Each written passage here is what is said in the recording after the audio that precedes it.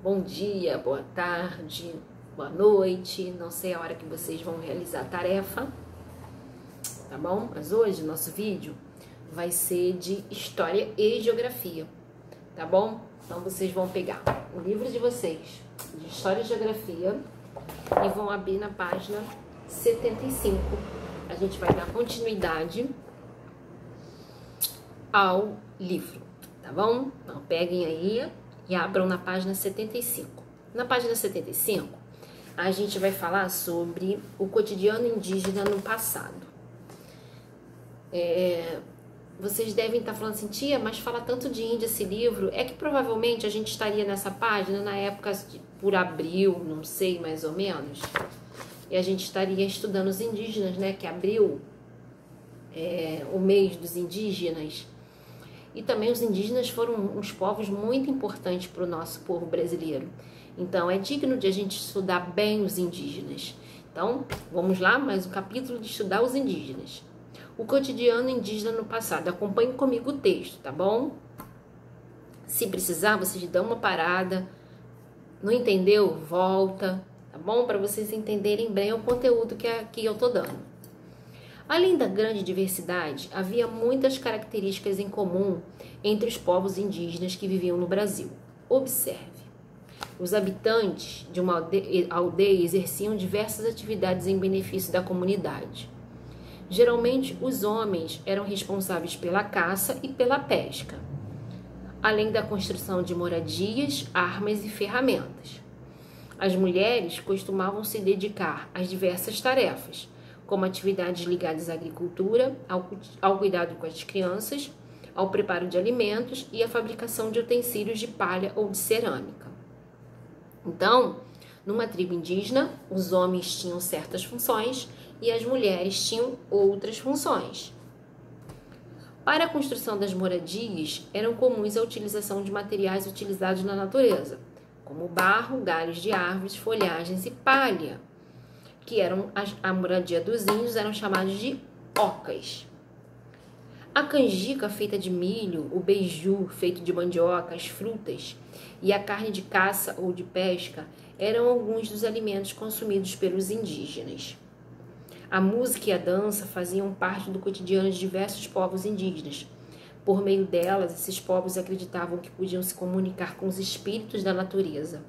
Os índios eram um povo que, assim, idolatrava a natureza. Eles cuidavam muito bem da natureza.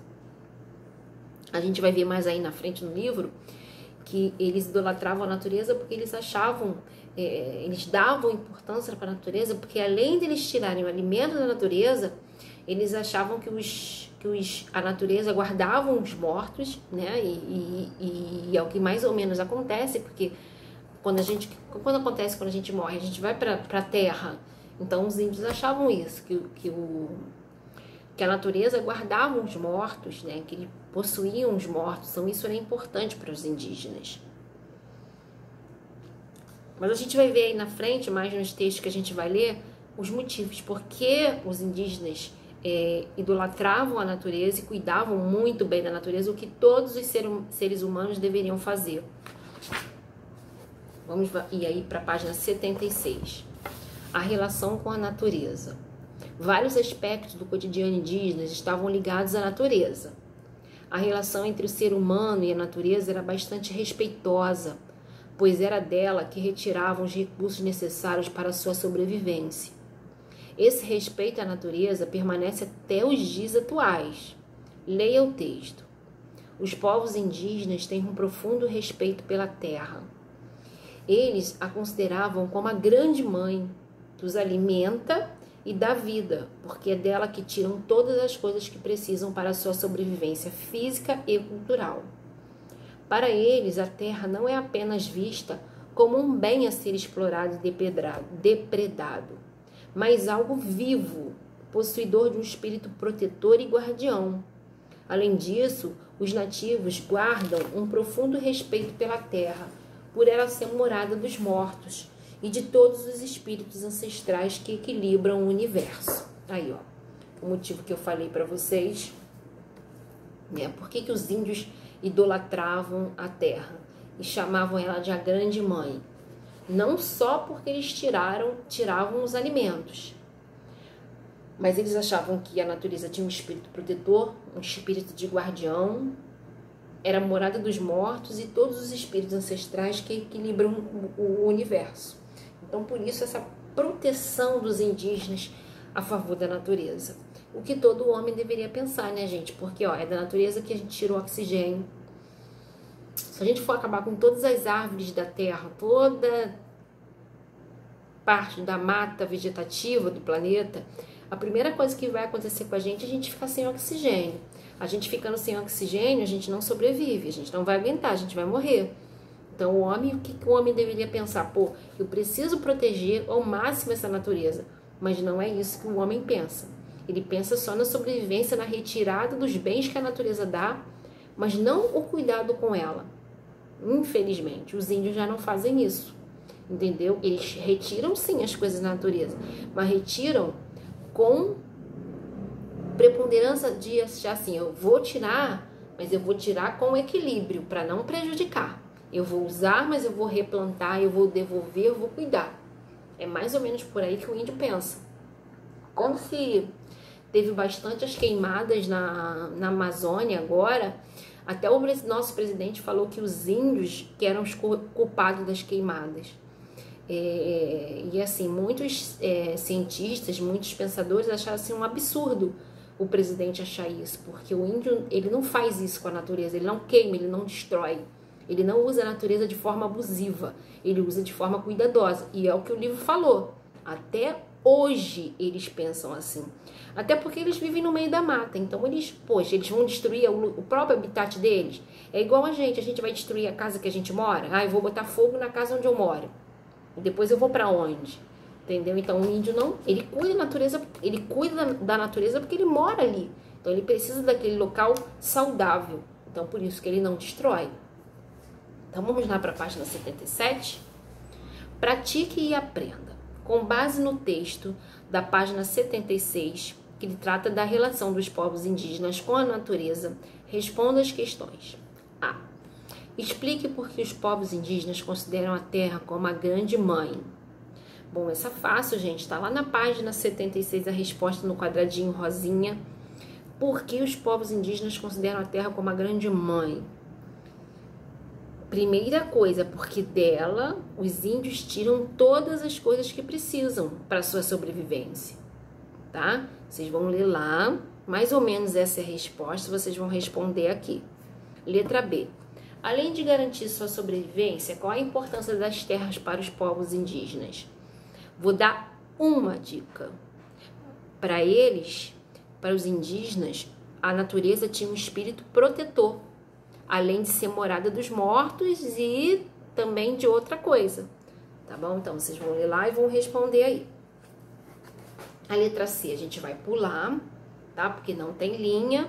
E número 2, escreva um texto que contenha palavras apresentadas no quadro abaixo. Não se esqueça de criar um título para seu texto.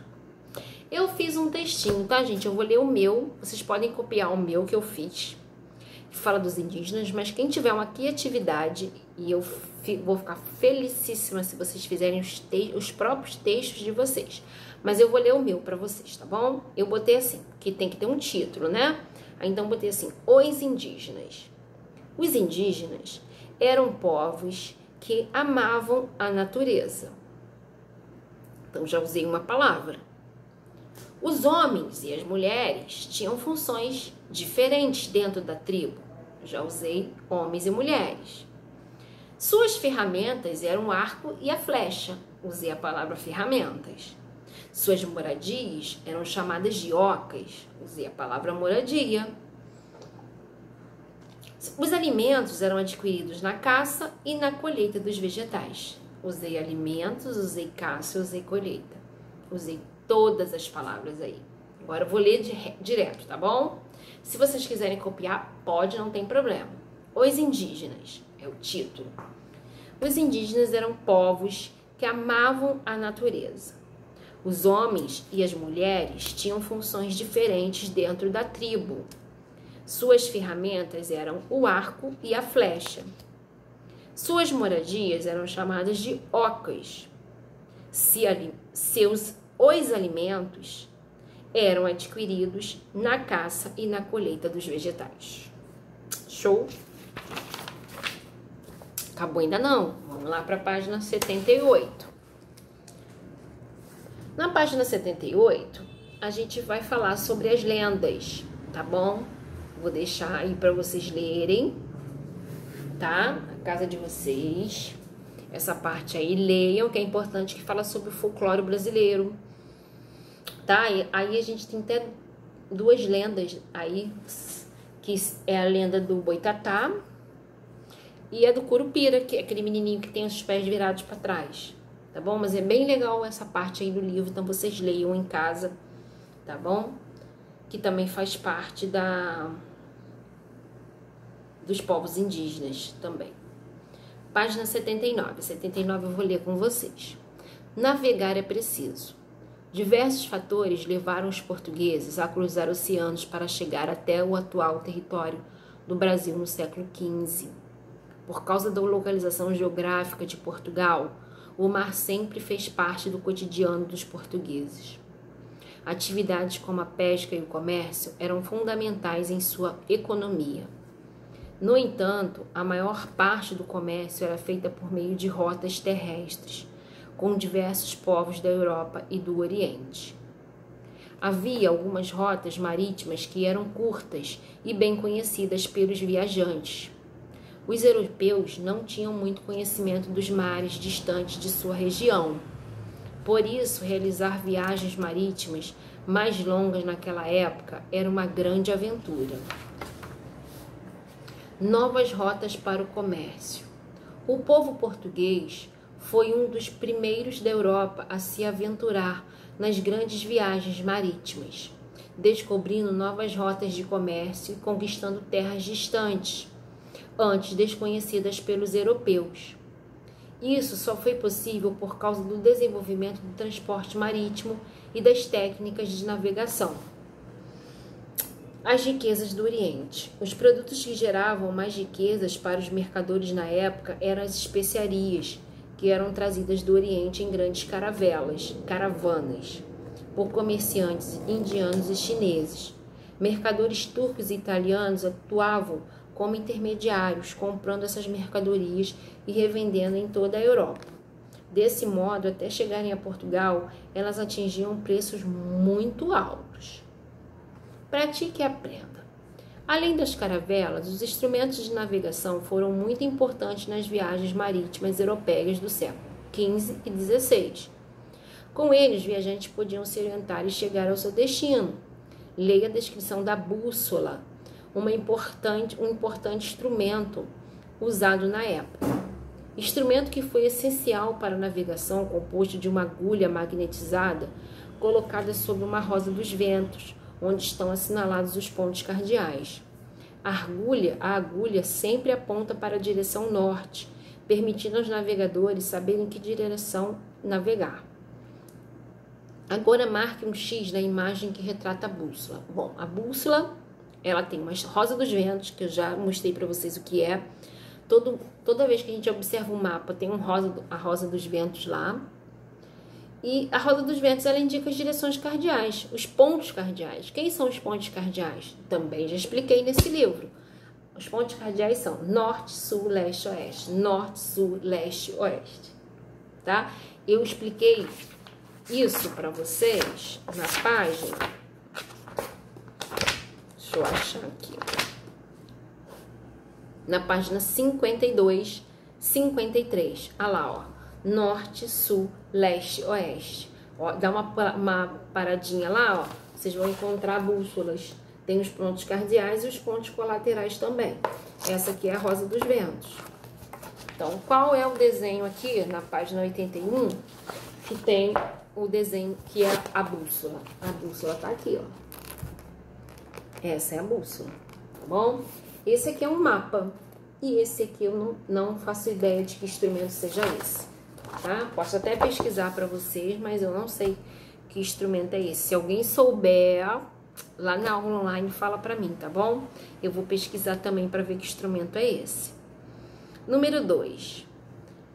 Que fatores possibilitaram ao povo português ser um dos primeiros povos da Europa a realizar viagens marítimas de longa distância? Bom, gente, o povo europeu era um povo rico, entendeu? Então, eles tinham os melhores transportes marítimos e possuíam as técnicas de navegação.